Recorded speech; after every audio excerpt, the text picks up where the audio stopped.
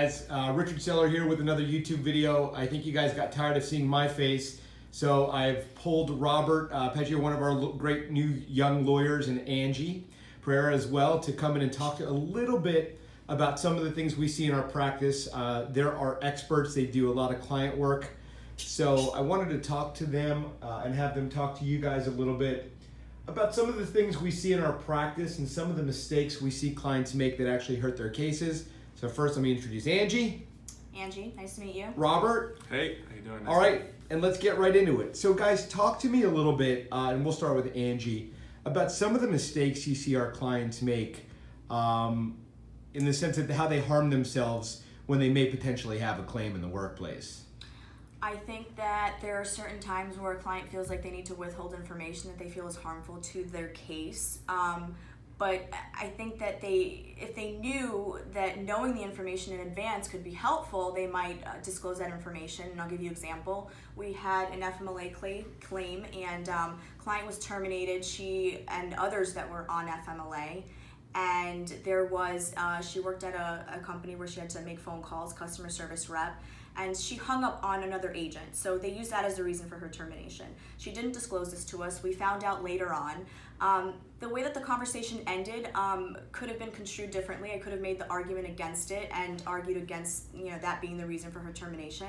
But she didn't tell us at first, so we got caught off guard, and the case became a mess. If I would have known at first, we could have kind of tackled it in the beginning, and it would have substantially helped with their case. So I think withholding information that they think is bad for their case is harmful. We could turn it around and we can make it an asset and make it, a good thing in their case. I agree with what Angie's saying, and Robert, I'm going to turn this over to you now, but I agree. Clients need to tell their lawyers where the bodies are buried. We need to know the good, the bad, and the ugly. If we know that stuff up front, we can generally deal with it, but when we find it out in litigation, it's generally too late because now we're caught, I hate to use the expression, but with our pants down. We'd rather know what's going on. So remember, when you hire a lawyer, you always want to give them a full disclosure. Tell them everything. Robert, any thoughts, anything you want to add on where clients might make a mistake? Yeah, I would say especially because we're sort of the front line of the firm, we're the first people that speak to the clients. For me, and I imagine for the other side and potentially for a judge or jury, the strongest cases seem to be the clearest cases and the most straightforward cases. So documentation. Not only documenting the issues that occur in the workplace, whether it's going to HR, documenting your concerns about poor treatment, any issues that you're having with employees or supervisors, but also documenting what's happening to you personally, in the sense of creating a timeline. If you're getting the idea that you're being treated improperly at work, start documenting what's going on. Not only will that help you remember some of the facts that will make your case stronger in the future, but it will help you relay those facts to us in a way that we can argue on your behalf in the best way possible and make a very clear and concise case to the other side and potentially to a judge and jury down the line. I like that, and that makes sense. We always say, even on our website, document. Keep notes. If you have witnesses, make sure we know how to get in contact with them. It's just going to make our job a lot easier. Angie, Robert, talk to me a little bit and talk to everybody. What goes into our analysis when we're trying to help a client? What are some of the things that we really look for and to see versus just going in blind as a lawyer into a case? Tell me what you guys do and explain to our YouTube family what goes into analyzing a client's case. Angie, let's start with Robert this time. Robert. Yeah, we're an employment firm. We're equal opportunity. You went first last time. Now Robert's going first. Go ahead. Kind of piggybacking on what I just said, I'm really trying to get a solid idea of the timeline. A lot of the cases, most of the time, an employer is not going to tell you why exactly. They're not going to write it down why they're mistreating you or potentially doing something unlawful, sort of the smoking gun word in an email or a text message.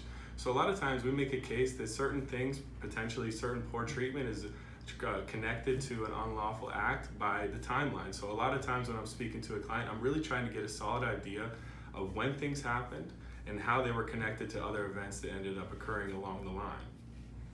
I think what's important is to know all sides of a story. So They always say there's three sides to every story. There's a defendant's story, there's the client's story, and then there's the truth. So I think that one of the important things is to have the client give us their entire story from their perspective and what they think that, you know, the defendant's going to argue. It kind of gives us ammo to argue the case, so we can predict and prepare for what their argument will be.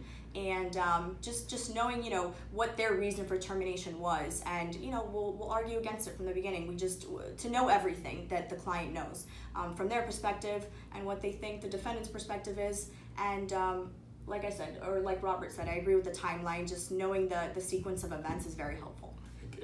I was going to piggyback off that as well. Go for it. I think that a lot of times I'll speak to clients and I'll say, why do you think they did what they did? And clients will have a sort of a defensive reaction to, I don't know, or I don't know, I didn't do anything wrong. It's really a good idea for, especially when we're speaking to clients and having some interaction with them, for them to start, like Angie was saying, think, what was my employer doing at this time, or what was the real motivation for why they potentially fired me or gave me this sort of retaliatory adverse action while I was working there. Right, because some clients will just believe the reason for termination. Well, I did get written up 3 times. This was a final warning, but I mean, what if one of those write-ups was pretext? It was kind of a made-up reason to create kind of like this reason, this business reason for termination. So just knowing all the facts. So, you know, you ask them, well, you know, what happened a month before you were terminated or a month before the write-up? Well, I mean, my mom was, you know, she was really sick. She had cancer. She was at the hospital. That's important. That raises an FMLA flag for me. And so just, I guess, fishing out the answers with the clients and just knowing everything, asking the right questions is important for us, and the client giving us full disclosure is also really important.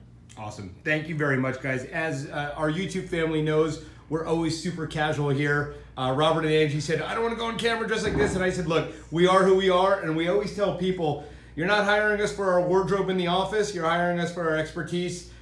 Guys, thank you for allowing me to steal you from your day's work. Let's get back to helping clients. And thank you, YouTube family, for listening. We'll be back soon.